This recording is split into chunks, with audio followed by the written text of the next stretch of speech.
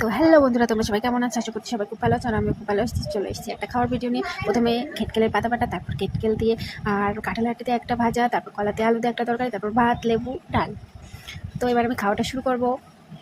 তো এই ঘেটকেলের পাতা বাটা সকালবেলায় মনে পড়ছে যে আগে আমার ঠাকুমা এই ঘেটকেলের পাতা বাটা করতো, অনেক ছোটোবেলায় খেয়েছিলাম। তো আবার খুব খেতে ইচ্ছা করলো, সেই জন্য আজ আবার বানিয়ে ফেললাম। তো বন্ধুরা, সত্যি বলছি, খুব খুব খুব খুব সুন্দর লাগে এই ঘেটকেলের পাতা বাটাটা। তো আমার ঠাকুমা যখন বানাতো আমি তখন খুব ছোটো ছিলাম। তারপর হঠাৎ করে মনে পড়লো, তা পুরোনো স্মৃতিগুলো মনে পড়লো। এরকমই হয় যে যদি একটু খেতে পারতাম ভালো হতো। তো ঠাকুমা তো এখন নেই, তো এখন নিজেকেই বানিয়ে খেতে হবে, সেজন্য নিজেই বানিয়ে খেয়ে ফেললাম। তো তারপর খাচ্ছি ঘেটকেলের ডাঁটা দিয়ে আর কাঁঠালের আটি দিয়ে আলু দিয়ে একটা ভাজা মতো। তো বন্ধুরা, এটাও খুব সুন্দর ছিল। আজকে আমাদের বাড়িতে নিরামিষ। আজকে শুক্রবার আমরা নিরামিষ খাই, সেই জন্য আজ আমাদের বাড়িতে নিরামিষ। এই নিরামিষ দিয়েই আজ খাওয়া সারলাম।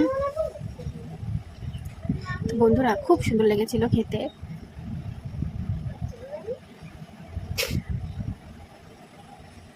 তো তোমরা কে কে খাও ঘেটকেলের পাতা বাটা, ঘেটকেলের ডাঁটা?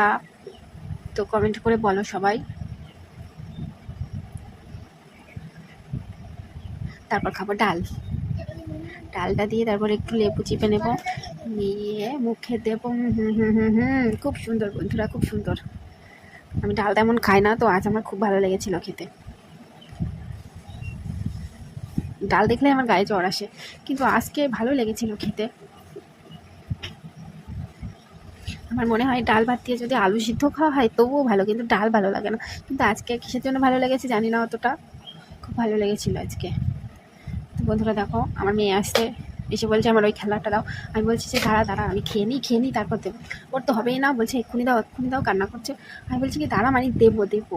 আরে সারাদিন বন্ধুরা জানো না, আমার মেয়ে সারাদিন কান্না করে। তো বাই বাই বন্ধুরা, সবাই সাবস্ক্রাইব করে দিও, লাইক শেয়ার।